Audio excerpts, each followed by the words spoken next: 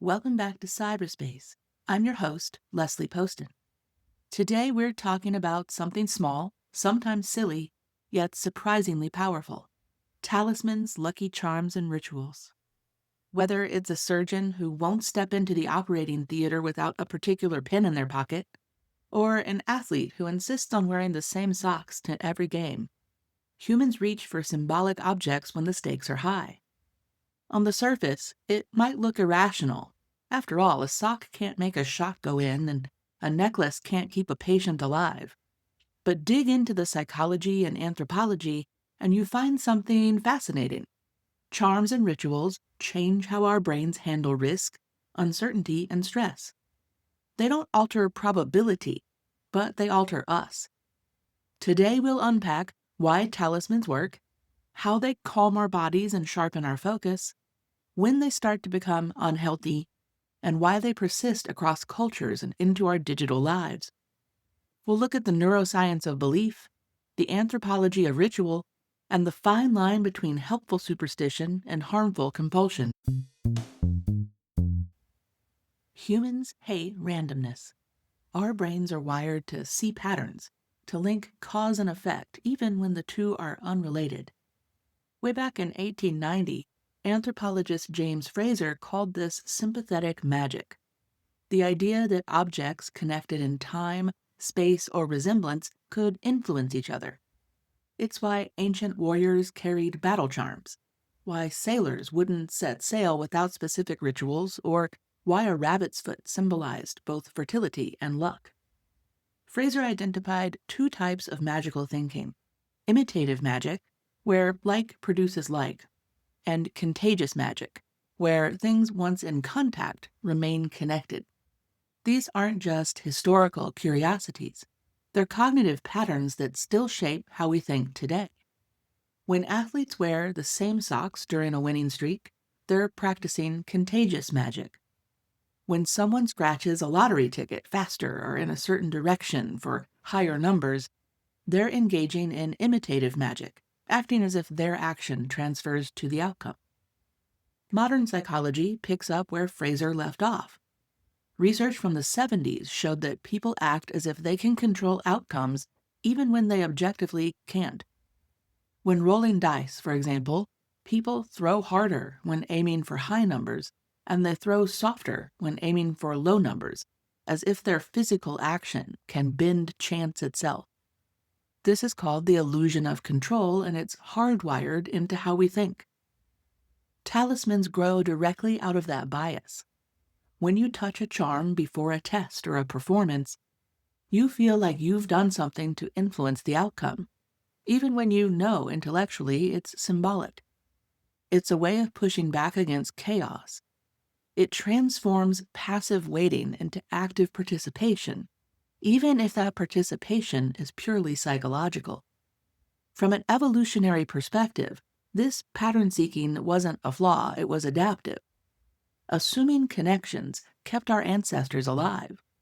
Hearing a rustle in the bushes and treating it as a predator, even if it was just wind, was much safer than ignoring it. That bias toward connection, seeing meaning where there may be none, underpins our belief in charms now. We'd rather impose order on randomness than admit that we're floating in uncertainty.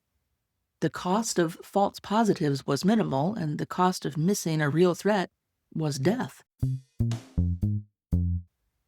Superstitions spike in environments of risk and uncertainty. High stakes trigger our stress response, elevating cortisol, narrowing focus, and heightening anxiety. In these moments, rituals and charms step in as regulators. Studies on superstition show that rituals reduce anxiety by creating a sense of predictability. Even if we know rationally that a pendant or a routine can't change an outcome, the act of believing soothes our nervous system. It provides structure in the face of the unknown.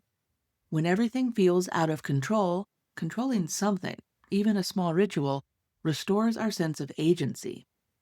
The stress reduction mechanism is real and measurable. When you perform a ritual, your heart rate stabilizes, your breathing deepens. The repetitive, familiar actions trigger a calming response, similar to meditation or mindfulness practices. You are essentially hacking your own nervous system using symbolic behavior to produce physiological calm. Surgeons and pilots often admit to these small rituals. One surgeon said she always scrubs in the same sequence, not because it's medically required, but because it centers her.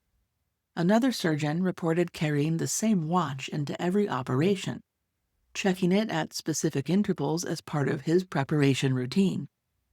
Pilots have been known to carry small tokens into the cockpit or follow specific pre-flight sequences beyond the official checklist. The common thread is emotional regulation. These behaviors don't guarantee safety, but they help professionals stay steady when precision and focus matter most. Think about it. In a high-risk surgery where a single slip could cost a life, the formal rituals are already there. The scrub, the gown, the checklist. These institutional rituals serve both practical and psychological purposes. They reduce infection risk, certainly, but they also create a liminal space, something we've talked about before. This helps the surgeon transition from the ordinary world into the heightened focus required for surgery. Many surgeons add their own personal touches, carrying the same pen, adjusting instruments in a specific order, wearing the same socks, repeating a calming phrase before the first incision.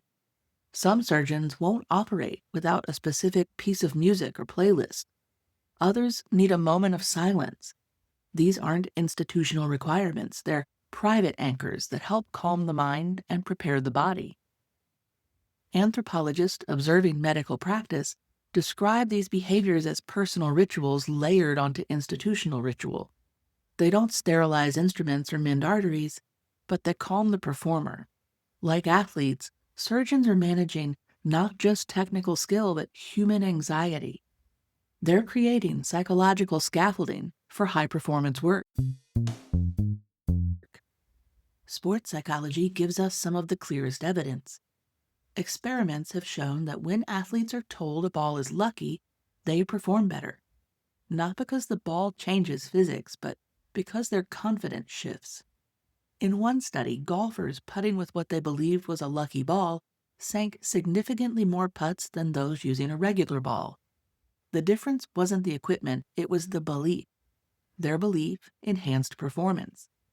The mechanism is straightforward. Belief reduces anxiety. Anxiety reduction improves focus, and improved focus leads to better motor control and decision-making.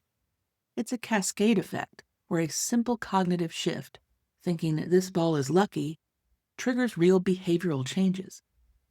Real-world athletes offer endless stories. Michael Jordan famously wore his UNC shorts under his Bulls uniform for years. Serena Williams repeats small rituals before every match, bouncing the ball a specific number of times, arranging her towels in a particular way. Baseball players are notorious for elaborate pre-bat routines, adjusting their gloves, tapping the plate, stepping out and back in exactly the same way every time. Wade Boggs ate chicken before every game for 20 years. Turk Wendell, a pitcher, chewed licorice and brushed his teeth between innings.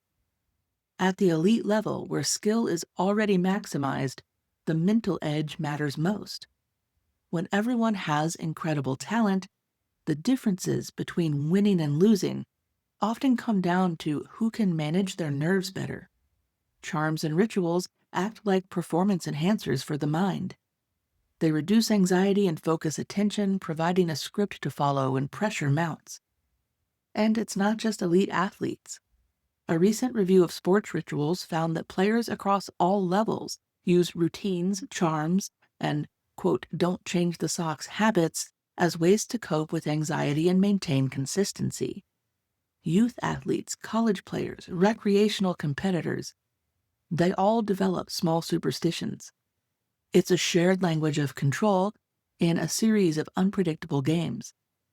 When you can't control whether the ball goes in, you can at least control what you wore or what you touched beforehand. That review also noted something interesting. Superstitions are more common in sports with higher variability in outcomes. Baseball players are more superstitious than football players, golfers more than swimmers. The less direct the connection between skill and outcome, the more an athlete leans on ritual. When randomness plays a bigger role, our need for symbolic control increases. So what's actually happening in our brain? One explanation is that charms operate like placebos. Belief itself triggers real changes in the body. Placebo studies show that expectation can reduce pain, improve endurance, and even influence hormone levels and immune responses. A talisman fits this same category. The charm isn't chemically active, but belief makes it functionally active. The placebo effect isn't about being gullible or fooled. It's about how expectation shapes physiology. When you believe something will help you, your brain releases neurochemicals that actually do help you. Dopamine, endorphins, oxytocin. These substances change how you feel and how you perform. A lucky charm can trigger this cascade just as effectively as a sugar pill labeled as medicine.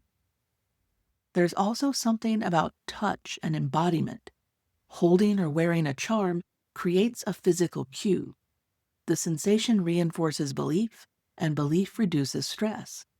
That loop improves focus, and improved focus reinforces the value of the charm. Over time, a necklace or token becomes a conditioned anchor. Just touching it signals calm, like Pavlov's bell signaling food to his dogs. In psychological terms, it's about self-efficacy, believing that you can succeed. Research shows that self-efficacy is one of the strongest predictors of actual performance across domains. And if a talisman boosts that belief, performance follows. The charm doesn't hold power in itself. We give it power. And in doing so, we sometimes reshape our own outcomes. And this is where the magic really lies, not in the object, but in the psychological shift the object creates.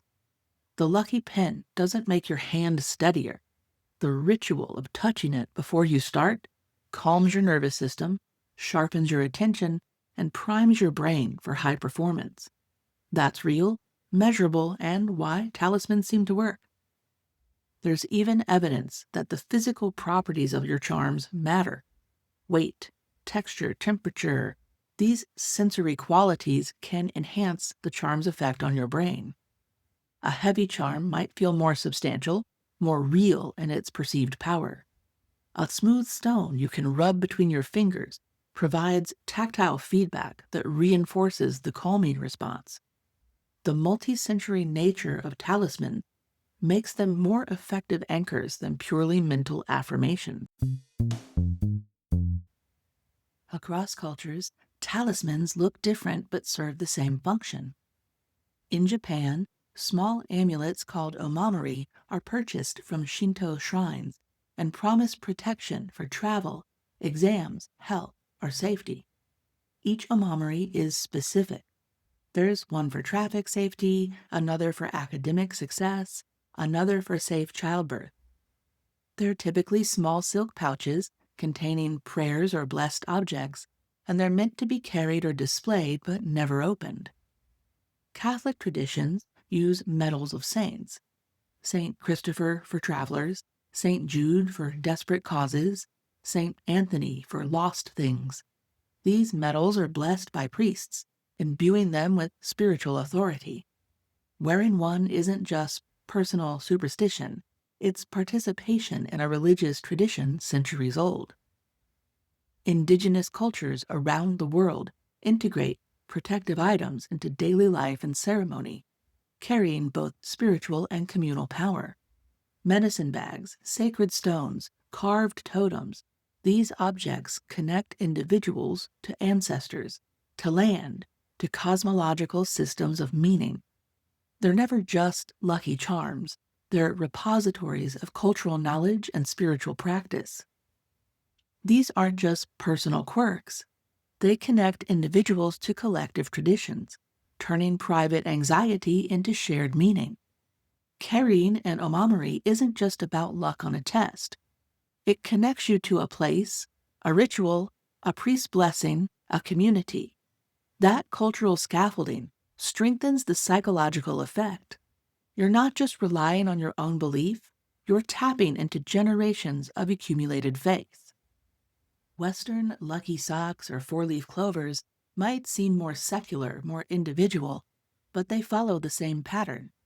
We attach symbolic value to objects, and these objects become vessels for meaning. Whether blessed by a priest or simply worn during past success, the mechanism is the same. We invest the object with power so it can reflect that power back to us when we need it the most. What's interesting is how these cultural traditions adapt and persist even as societies modernize. Japan, one of the most technologically advanced nations on Earth, still has thriving omamori sales at shrines. Catholic medals remain popular even among less observant believers. The form may be ancient, but the psychological function remains relevant. Not all rituals are healthy. Sometimes superstition crosses into dependence. If an athlete refuses to play without their charm, or a professional can't perform if a ritual is disrupted, the object becomes a liability. Control has shifted from the person to the thing. This is where psychology draws parallels to obsessive-compulsive disorder. OCD involves rituals as well, repeated behaviors aimed at reducing anxiety, often driven by a fear that failing to do them will cause harm. Certainly, that's not the only criterion for OCD, but it is the most reflective of what we're talking about here. The difference is severity and flexibility. For most people, a charm is optional. If it's not available, you might feel a little off, but you can still function. For someone with OCD, skipping a ritual can cause debilitating anxiety and genuine distress. The intrusive thoughts won't stop. The fear won't subside. Recent research underscores this continuum.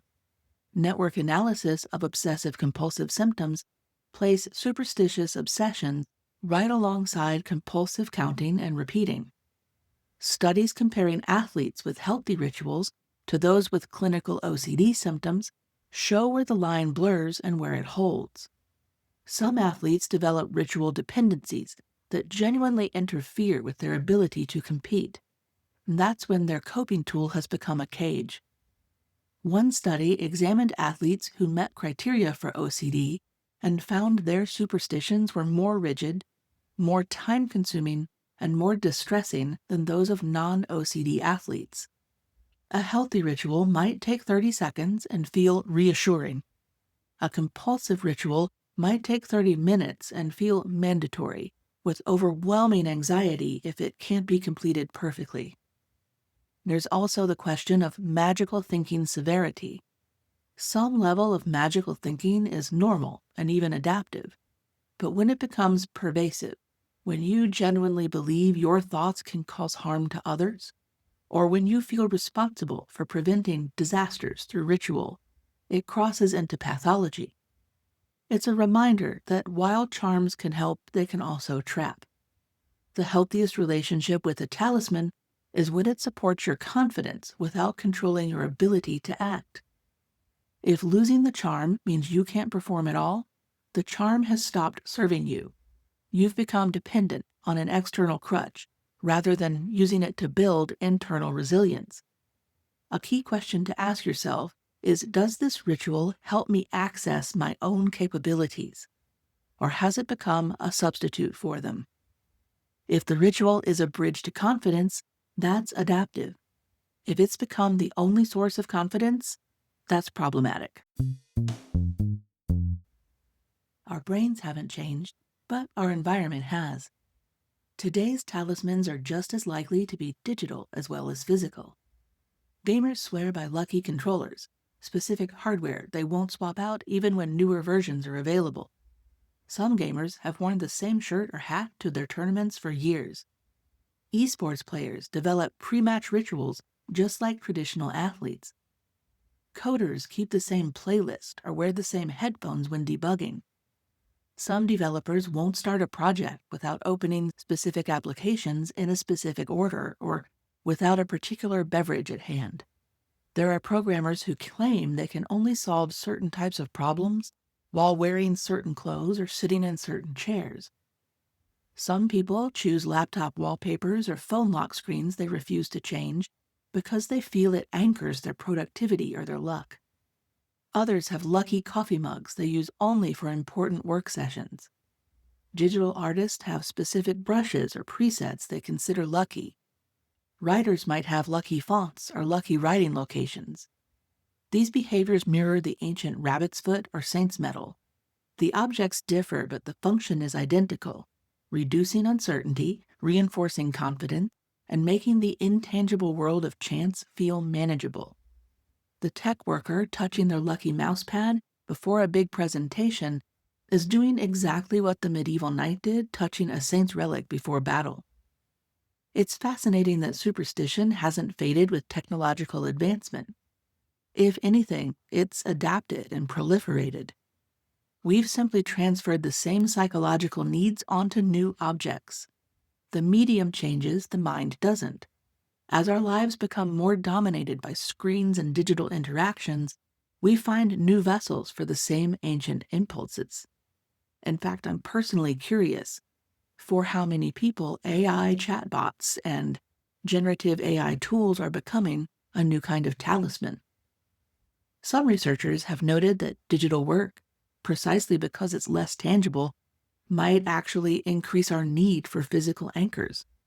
When your work exists only as pixels on a screen, having a lucky keyboard or a specific desk setup creates concrete, embodied ritual in an otherwise abstract environment.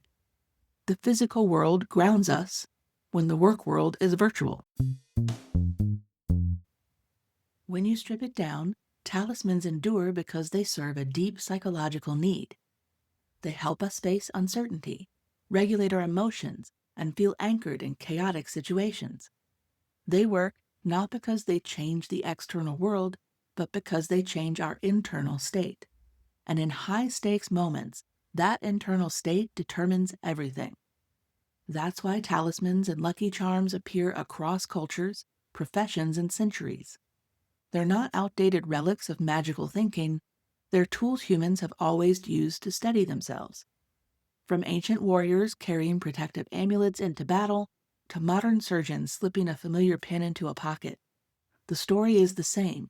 When we can't control outcomes, we control rituals, and those rituals, in turn, help us perform.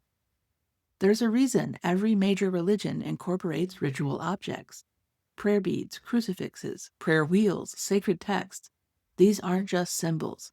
They're technologies for managing the human nervous system in the face of existential uncertainty. The secular charm operates on the same principle, just without the theological framework. Talismans also connect us to our own histories. That lucky necklace isn't just an object. It's linked to a specific victory, a cherished relationship, a moment when you felt powerful or safe. Wearing it brings that moment back into the present, like a form of time travel, emotionally speaking. You're carrying a piece of your best self into the current challenge. But it's worth noticing when your rituals start to hold too much power. The healthiest relationship with a charm is when it supports you, not when it controls you. When the object becomes non-negotiable, when losing it derails you completely, it's worth asking, am I using this tool or is it using me? The goal isn't to abandon ritual. For many people, they're genuinely helpful. The goal is awareness. Recognize what the charm does for you. Appreciate its role, but don't let it become the only thing standing between you and your ability to act. Build multiple sources of confidence. Develop internal anchors alongside your external ones. That way, if you ever lose the charm, you don't lose yourself. So next time you see an athlete kiss a necklace before stepping onto the field or catch yourself slipping on a pair of lucky shoes before your big presentation, pause for a sec. What you're seeing isn't nonsense. It's just a glimpse into the way humans cope with risk. Our charms may not alter probability, but they remind us of something profound. In uncertain moments, belief itself can shift the outcome by shifting us.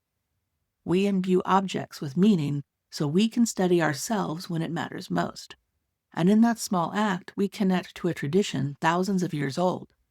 Humans facing the unknown with something solid in their hands. Whether it's your surgeon's lucky socks, an athlete's hat, or a gamer's worn controller, these objects serve the same timeless function, transforming our anxiety into action, chaos into control, and vulnerability into strength. Not through magic, but through the very real power of belief, shaping our minds and bodies. If you enjoyed this dive into the psychology of talismans, check the show notes for the full reference list and visit the cyber.space website for past episodes on related themes like the psychology of gaslighting, the costs of comfort, or how our brains wrestle with change. Thanks again for listening to Cyberspace. I'm your host, Leslie Poston, signing off, and reminding you to stay curious and maybe take a moment to think about your own rituals. They might be more powerful than you realize. And don't forget to subscribe so you never miss a week, and send this to a friend or a colleague if you think that they'll enjoy it.